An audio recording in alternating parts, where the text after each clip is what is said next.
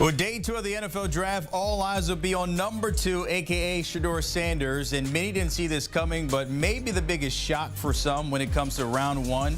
And Sanders not selected on Thursday in Green Bay. There were rumblings of the Giants, Saints, and Steelers, but all 3 passed on the quarterback and went different directions outside of Sanders. So now we wait until tonight.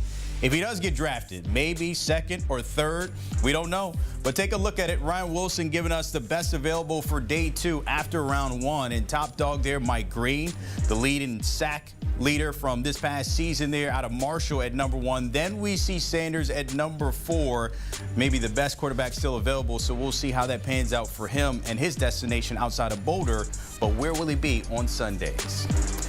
To dive into this, my guy Leger Douzable back here with us. And first thing first, I mean, when it comes to Sanders, the talent is there. Yeah. Some people are saying the problem why he didn't get drafted because the name on the back of the jersey, his pops, we know, a.k.a. Coach Prime. Your thoughts, maybe shocked that he didn't go day 1? Little surprised, but not overly shocking because our own insider, Jonathan Jones, in his latest mock draft, didn't have Shedeur Sanders going in the first round. And I called around, and some people were saying that if a team was going to draft him, it wasn't going to be early in the first round. It was going to be the back half. In my own mock draft, I had the Saints trading back with the Detroit Lions at pick 28. So I figured around there. But honestly, it was another team. The Giants had traded back into the first round at pick 25 to get Jackson Dart. So with Shedeur Sanders, everybody talks about how he has too much confidence. Some people may even say arrogance. When I look at the film, though, it showed me that he was a first-round pick. Now, again, it wasn't a guy that you take in the top 10, but a guy that you take in the back of the first round to be your franchise quarterback. But but the talent is there, Leger. Yeah. We talked about it because going back to before the season started, we were talking about maybe number 1, top 5, Correct. but he falls completely out of the first round. You know, of course, there's always speculation. GMs talk when it comes to draft week and also the combine.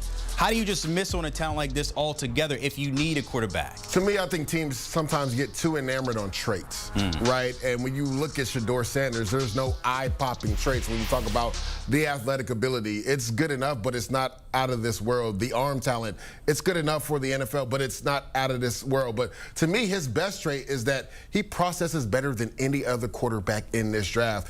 And let's not forget, at the end of the day, it's about processing and getting the ball out of your hands from within the pocket. I think people tend to forget that, and no quarterback did that at a higher rate than Shedeur Sanders last year.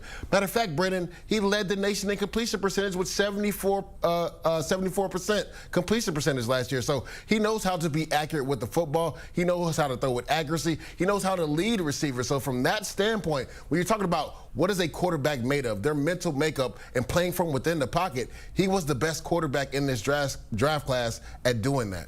But how does he go? You know, we look at, I want to take a look at the best remaining here because, again, we haven't played football since the end of the season. And there was points where he may be top 5, and you see him here, he's the best available. But there's rumors and maybe swirling that Jalen Milroe may go before him. Others out there as well. But, you know, what has changed? What has changed the last couple of weeks going from maybe top 5 to now we're looking on day 2?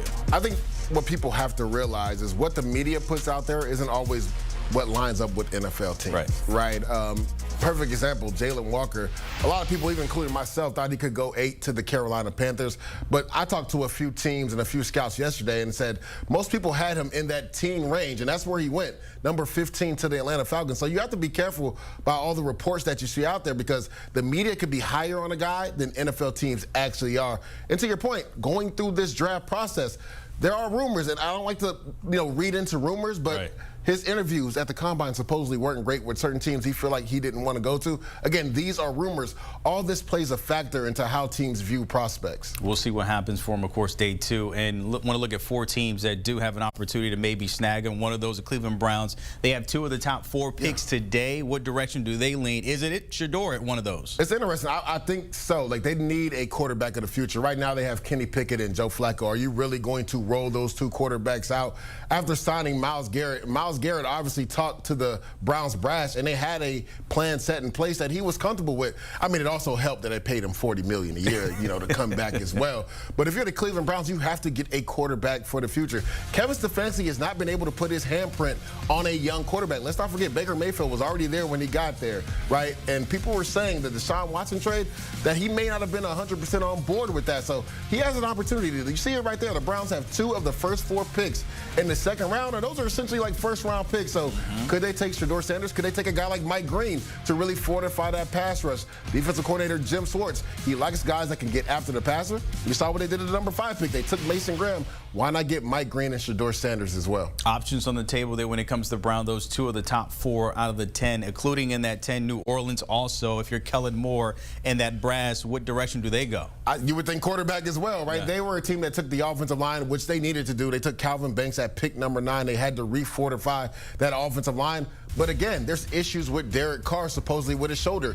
Could he be healthy enough to play? Spencer Rattler went out there last year and struggled. Obviously, most rookie quarterbacks do that, especially when you're taking, I believe, in the 3rd or 4th round, you're going to be a quarterback that struggles as a rookie. So Kellen Moore, new head coach, he gets to put his handprint on this offense. Could they potentially be in the running to take Shedeur? Could they potentially try to trade up? Or do they go after a guy like Kyle McCord or Jalen Milroe? But they do need to add a young quarterback to this roster. He has shown in the systems in the past with the Cowboys, Dak Prescott, of course, the Eagles there, and Jalen Hurts, a mobile guy. So obviously Shedeur fits that bill there. Outside of the Texans, they're on the clock for the first time. They didn't have a first-round pick. So what do they do there in Houston? It's so interesting, Brandon, because they have 5 picks today. Yeah. And a lot of people thought that they were gearing up because they made a trade earlier to gain more draft capital for this season, and they had 2 more 6th-round picks added. People thought that they were trying to gear up to maybe move up in the draft, but maybe the draft didn't fall their way, so that's why they got out of that pick. So when you look at them, interior offensive line, offensive tackle,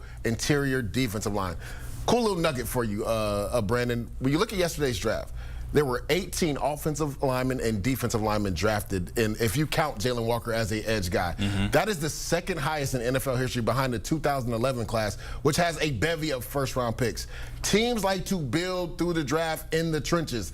That's how you win games. The Texans have a real opportunity with 5 picks today to fortify the interior of their offensive line, interior of their defensive line, and offensive tackle. Taking a look at some of those interior linemen you mentioned there, some of those names best available. Give me maybe 1 or 2 that steps out to you, maybe we can see early in round 2. That 3 and 4 spot, Miles Frazier, really love him from LSU. He's a guy that at the Senior Bowl proved that not only can he play guard, but he can kick out to right tackle as well. Tate Ratledge, to me, is the best remaining guard on the book right now. So he would be an intriguing pick in the 2nd or 3rd round for the Houston Texans. And Jonas Savania, the number 1 guy, he showed he could play right tackle, but I think a lot of people see him as a guard at the next level. So those 3 guys are intriguing for the Houston Texans. You mentioned the Texans have needs. I'm just looking at the Seahawks. They need receivers, DBs, D-line, and tight end. They do have 2 picks, 50 and 52.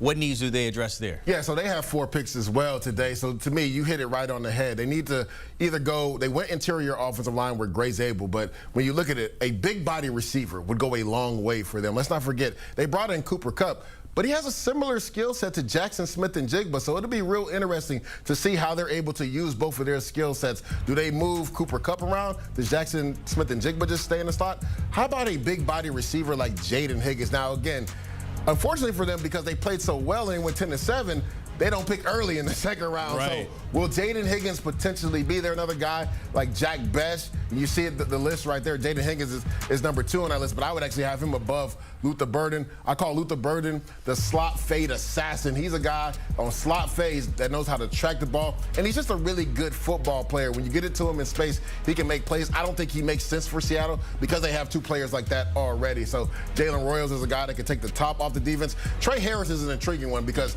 he may be there in the 3rd round, and he's a bigger body receiver. So say the Seahawks maybe go interior defensive line or safety in the 2nd round. In the 3rd round, look for Trey Harris to potentially be a pick for them because he's a big body receiver that can go up and get the football. By the way, if you go look at Luther Burden's highlights on YouTube, a yak machine. Oh, yeah. So that's why a lot of people compare him to Deebo Samuel. Yeah. Now, they have a different build, but the first guy never brings him down. So he's just a really good football player. Get it to him in space, and he makes plays. So we mentioned a lot of names, but, of course, the biggest name will be Shedeur Sanders. But give me a few guys outside of him, a still that you might see here. Darius Alexander, and he was actually on that list of best player available. He's a guy that a lot of people maybe thought could have went in the 1st round. He has the flexibility. You see him at pick number 9 right there as best player available according to our own Ryan Wilson. He's a guy that can play up and down the line of scrimmage. Loved his tape. And people will say he played at Toledo. He didn't play the greatest competition. Well, go to that Pittsburgh game and watch him dominate that offensive line, which is the ACC offensive line. He actually had a pick 6 in that game, Brandon, where he's so athletic. He dropped in zone coverage, caught a pass, went 50 58 yards and jumped over an offensive lineman to get into the end zone. So he's a guy that can move up and down the line of scrimmage. Right now, he's the #1 best defensive lineman. A lot of people put him in that interior defensive lineman, but he can kick outside too on 1st and 2nd down and play some end for you. So he's an intriguing guy. I think he'll go early in this 2nd round. I want to go back to the best available there because a lot of small suit guys we just saw there. Mike Green, of course, headlining that class. Correct. You just mentioned Darius as well. Others out there, Siobhan Ravel Jr. I mean, you see a lot here. Yeah, so Siobhan Ravel, a lot of people consider him a first-round corner, long-ranging corner who has really good instincts in zone coverage, can play man coverage, and is physical at the line of scrimmage. The issue for him is coming off an ACL. It happened to him, I believe, after the 3rd game this year at playing for ECU. And if that doesn't happen, he most likely goes top 20 in this draft. So you see the height right there, 6'2", 194 pounds. I know a lot of people had question marks about Will Johnson, that foot injury. I've been told that there may be even a knee injury as well that have some teams a little bit concerned about his future going forward. Trey Amos was another guy I thought could go in the 1st round. I thought Green Bay maybe take him, but they went the receiver route with Matthew Golden. So there's a lot of good talent, 1st round type talent at the cornerback position and D-line position in the 2nd round. What about Benjamin Morrison? We saw a lot of him, of course, with them making it all the way to the championship game there. A lot of hype, but we haven't heard much from him lately. Common theme, 1, 2, and 3, all these 3 players are dealing with injuries. Yeah. Benjamin Morris has the hip, so that has a lot of concern for people. But as far as being one of the cleanest prospects, if you go back to that 23 tape, I mean, he's a fluid athlete that never seems to panic in man coverage. He's a guy that can come up and tackle, but again, a hip injury is concerning for teams. All right, we'll see. No days off for you, sir. No, you can't go anywhere. You're here all day. Drive, baby. He's here 12 hours, 24/7. That's what we're working on here with Leger Douzable, as always. Appreciate it, my friend. The closer we get to round 2, of course, back in Green Bay, but don't forget, with the 1st pick, Ryan Wilson, the crew, tap it in. All you got to do is use that QR code to watch them wherever you get those podcasts.